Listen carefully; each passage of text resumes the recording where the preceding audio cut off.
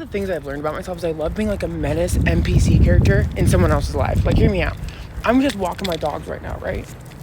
And this guy walks by me and goes, "Oh, did you go to Harvard?" And I go, "Nah, but I fucked the dude who went there and this is his hoodie." And he was like, "Oh," and I just kept walking. Like, that didn't happen. I fully bought this hoodie. But how fucking funny is it to think, like, he just went home to his room and he's like, "Yeah, I just saw this bitch in a Harvard hoodie and she just told me that she fucked the dude and stole it."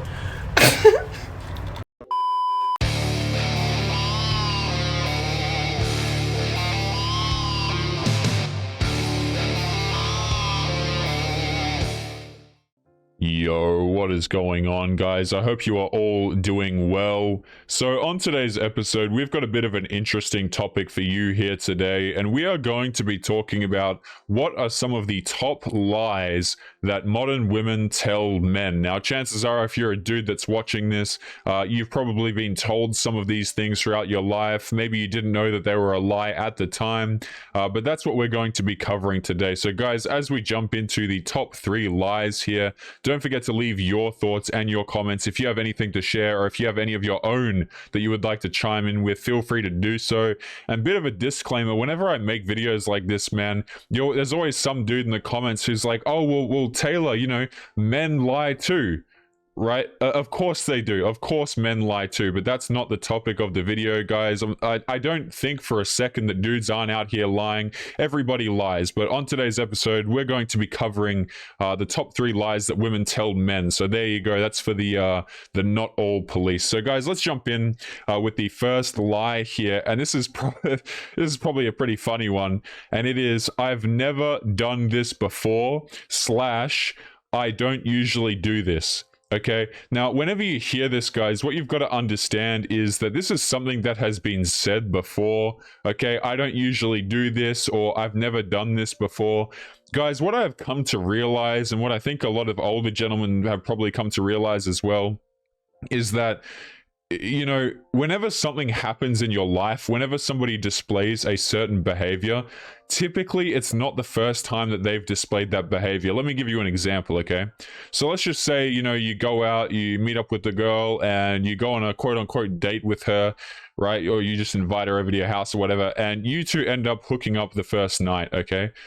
That is not the first time that woman has done that. Now, she might try and convince you that that's the first time she's done that. Maybe she wants to appear better in your eyes than she actually is. And a lot of the times what happens is girls will lie about the things that they have and haven't done in their past. You know, there's a saying that goes around, guys, where women will often lie about their past and men will often lie about their future. Right? It's super interesting when you catch people in the middle of a lie. It's like dudes typically lie about, you know, their money or their job or status or whatever, and girls typically lie about their purity and what kind of decisions that they've made in their life. And this stuff, right? This is the kind of crap you hear about all the time, okay, where dudes have been in marriages and stuff like that, and they come to find out that their girl has, you know, significantly more than one body like she said that she did, and crap like that. I've heard stories, right, of girls who are just out here literally faking being Christian, you know, or Catholic or whatever. They just totally fake it so that they can get a guy who has a low count, or a guy who doesn't go out there and make questionable hookup decisions, when they themselves are not like that at all. Like, guys, it's literally kind of like a similar thing to how a lot of women will go to study law, or they'll go to study becoming a doctor, but not because they actually want to become those things. They're just kind of looking for the men there who are doing that already and who are going to be the next doctor or lawyer. So that's the first thing to keep in mind, guys, is the "I've never done this before / I don't usually do this." Anytime you hear that, guys, it literally, the girl has done it before. Okay, especially if, like, you know, the older she gets, the more and more bullcrap it becomes, right? Maybe once in a blue moon, a girl can say, "I've never done this before," and she might mean it. Once in a blue moon, okay? Don't try and convince yourself, but once in a blue moon. But like, as the age starts to get higher and higher, it's like, you've done this before. Like, Becky's sitting here at 32 trying to say that she doesn't get with dudes on the first date. Get out of here, man. No husband, no long-term relationship. Get out of here. But guys, let's continue on to the second lie here. And this one has to do with body count. And it is, my body count is blank. And the reason why I've left that blank, guys, is because it does not matter what number you are told. It is typically a lie. Okay, and girls understand this, right? Girls understand that if they say a very high number, it's off-putting. It's incredibly off-putting. And girls know this more than anyone, okay? Every time a girl goes out here and tries to get back at another girl, she always attacks her partner count, or like she says that, you know this SL shaming, boys. I'll keep the language PG for YouTube here. But all of this shaming language, quote unquote shaming language, that women complain about men for doing, like, oh, don't say negative things about our sexuality. We're sexual beings. We can do whatever we want, okay? It's actually the women who typically cause the most issues for other women around this stuff, and that's what they do, right? They'll attack each other on the basis of what's their body count or who they've been with and stuff like that. But girls intrinsically understand that if they have a really high count, especially if they don't have a partner or like anything like that, it just makes them look ridiculous, man. Like, you as a guy, you can get away with going to like a family event at 35, okay, and just by yourself, and nobody will really bat an eye, okay? But if a woman who's 35 rocks up at that that party or that family gathering, and she doesn't have a boyfriend or a long-term partner, it's just, the question just immediately becomes, what on earth are you doing? Right? If you have such a high, because chances are the woman has a high body count and she still has not managed to keep a man, which in 2022 is like the most laughable thing ever, because most dudes don't get intimacy. They struggle to find relationships. Okay, a lot of them are missing fathers, so they don't have the correct boundaries, right? All of these things compound, and it's not exactly difficult to make men happy.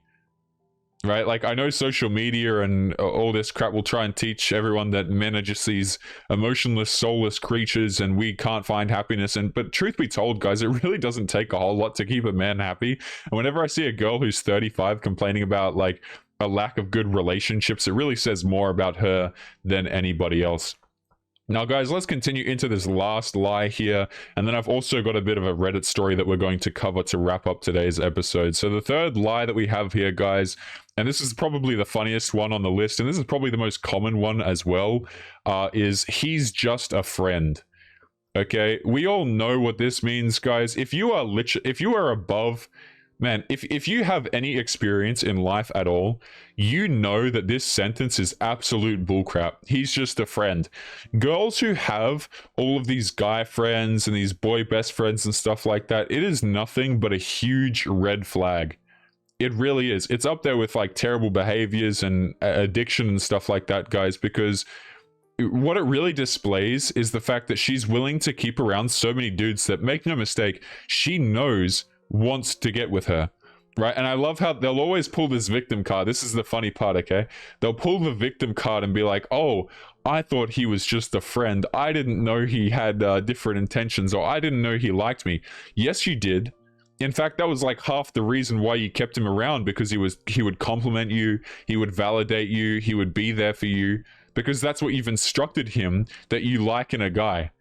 It's amazing to me how girls will like try and pull this victim card of like, oh, but I didn't know, right? He was just a friend to me. I thought he was just being sweet and stuff like that. Meanwhile, they're just sitting there like drip feeding him lies like, oh yeah, I like boys who are really nice to me and stuff like that. And they'll sit there and complain about their boyfriend or like situationship not taking them seriously. Like, it really is the most disgusting crap ever. And like, any guy has heard this an astounding amount of times probably. Is the he's just a friend line, which like we all know to be complete bullcrap, by the way. But like, everybody but the girl wants to admit that the dude's just there because he wants to get with her, but she doesn't want to admit it, because what that would mean is she would have to give up the attention and the validation and the emotional the emotional labor, guys. How's that for a bloody word, right?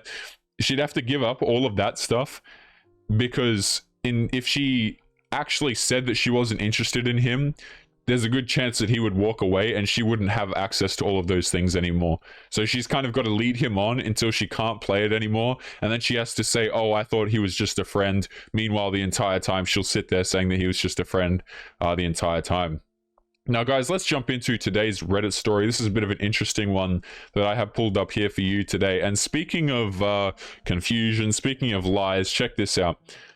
So we have a Reddit story here from Dating Over 30, one of my favorite subreddits, guys, because you see the train wreck just in real time happen to these women who just still, for some reason, have not secured a relationship. But let's take a read of this, okay? It is titled, "Help Me Understand This Man's Behavior." So right off the bat, before we even jump in, gentlemen, girls who ask questions like this, like, oh, help me understand his behavior or help me figure him out, they are such a lost cause because immediately they're already just seeking the dopamine, right? Why can't I figure him out? He's an enigma, and that's why she's interested. And a lot of women will just walk away when the dude becomes boring, or he has a routine that she can observe, or she understands him. Now he becomes the guy that she doesn't want to play with anymore, and she'll go to the next one. And to be honest, there's not a whole lot of next ones, considering this woman is in her 30s. But let's jump into what she has to say here. So, she says, "Your feedback would help me a lot. Any way you might be able to read this situation, especially if you have experience with depression. I'm dating to find partnership and have kids." Sorry, guys, I'll try and keep a straight animated face here. "I'm dating to find partnership and have kids." Wow, you sure picked the correct time, 30 plus years of age. "And I've met over 30 guys this year." Wow, fantastic start here, madam. "I finally met someone I really connected with, and I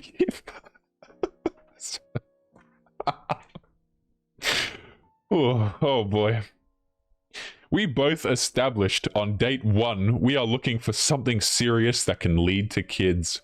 First date." So she separated this by date. So this woman's been thinking about this a lot. The hell, there's paragraphs down here. What on earth? Okay, first date. 3 hours before the date, he texts and asks if I'm cool with moving our date to the next day. I said sure. We meet the next day. We had a great time, great conversation, etc. And we had a quick kiss goodnight. I don't buy this. I think there was more there, but let's continue. Second date. He cancels on me 4 hours before and said he had to unexpectedly work and he is so sorry. So I say I understand and we reschedule. We had a really great time on the rescheduled date and had another quick kiss goodnight. Again, I don't buy it. Then I travel, and during my trip he doesn't text at all for 2 weeks. Eventually he sends a message and asks about getting together. I say that I'm free this weekend, let's just plan in advance. So she's getting sick and tired of getting stringed along and moved around and stuff. Then I don't hear back from him for 4 days. I text and say I feel like I'm getting mixed signals with the lack of communication and it would be good to have clarity. He said that he's had a rough week personally, but that it's no excuse, that he has no mixed feelings about me. He really likes me and he says sorry for the radio silence and he'd really like to see me again. I really appreciated that clarity." So guys, notice what's happening here, okay? The guy is saying one thing, he's doing another thing, and then we end up with a post of this woman thinking about him days on end because he's confusing to her, right? And they wonder why they can't find stable relationships, and they wonder why they don't have kids or marriage. Let's continue. So third date, he contacts me a few hours before and he says, if you're tired, we can move this to tomorrow. I say that I'm not tired. We meet, we had a great time. He says, I'm pretty sure we both know we're going to go on a lot more of these dates, right? Establishing that we clearly have a connection. I'm going to pause here. Why is this woman bringing up connection as if she hasn't been with 30 plus dudes this year? Is that what she said up the top? I think she said 30 plus dudes this year.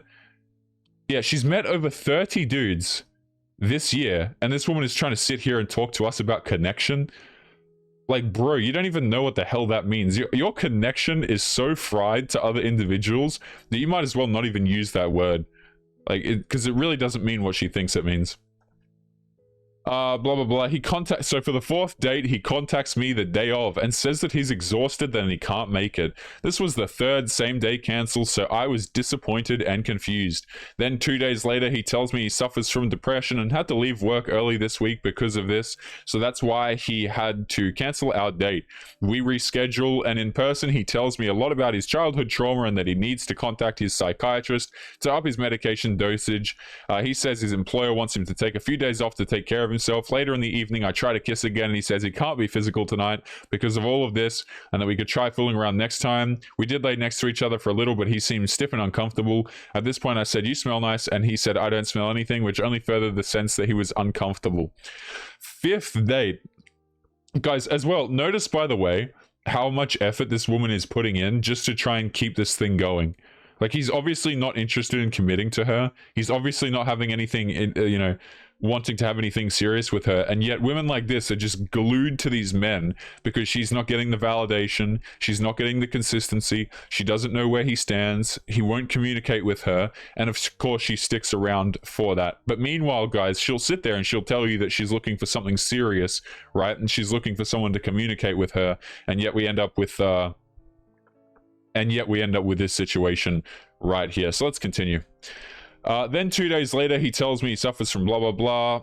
Let's continue. We were supposed to hang out, and as per his suggestion, try being physical. I was super excited to see him. He cancelled last minute a few hours before and said he's really sorry, but he has to do some things before work. I was disappointed and half expecting him to cancel all day. I sent a text back saying we are in an unfortunate cycle where I keep feeling disappointed by all his cancellations and I'm not sure where to go from here.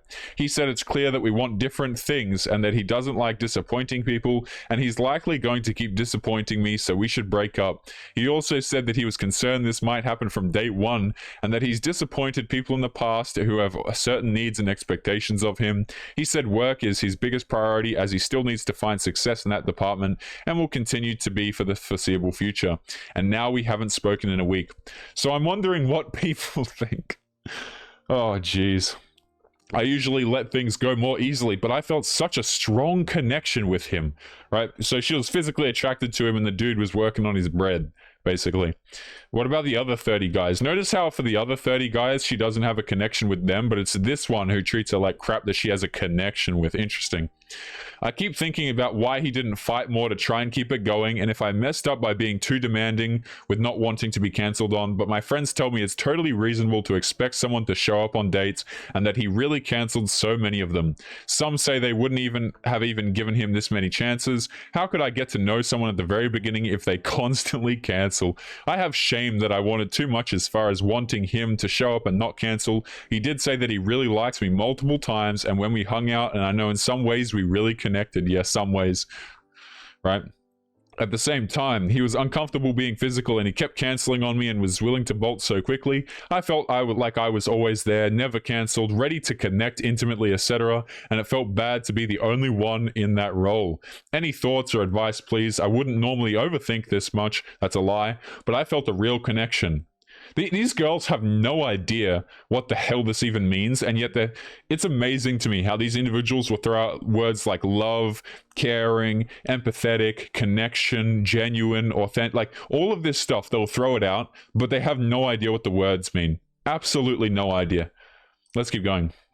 I keep thinking about him and how it could have turned out differently, and I really want to reach out, but I know I shouldn't. I wonder if sometimes people say that they're ready to date towards partnership and kids, but in practice they aren't there, and that's what's going on. Thanks so much for any thoughts and perspectives. Wow, fantastic. Absolute train wreck, guys. We're going to be leaving today's episode there. I have contracted a migraine. As always, gentlemen, make sure to leave your thoughts and your comments. If you're interested in supporting the channel, make sure you check out the Patreon and locals links in the description. But otherwise, gentlemen, make sure you take care of yourselves, and I will be seeing you all in the next episode. Peace. Yo, what is going on, guys? Past Taylor here. Just want to say thank you if you made it to the end of today's video. Before you head out, there's just a few announcements that I'd like to make. The first is that my editor, who goes through all of the blood, sweat, and tears of putting together content for us to endure, has started his own YouTube channel. The link will be in the video description, so make sure that you go and show him some support by going and giving him a sub. Also, we are currently looking to expand fiendish content content creation behind the scenes. So if you're interested in becoming a content creator alongside me, be sure to check out the application form at the very bottom of the video description. This is for those of you who are interested in becoming a part of the content that you see here on YouTube. So if you're interested in applying, make sure to get in quick. People who apply first will have priority for consideration. Again, the link is at the very bottom of the video description. Lastly, if you guys are interested in supporting the channel, there are links to both Patreon and Locals below the video, guys. I'd like to extend a huge thank you to the supporters on those two platforms. You guys allow me to make these episodes, and your support is greatly appreciated. As always, guys, make sure you take care of yourselves, and I will catch you later for real this time, guys. Peace.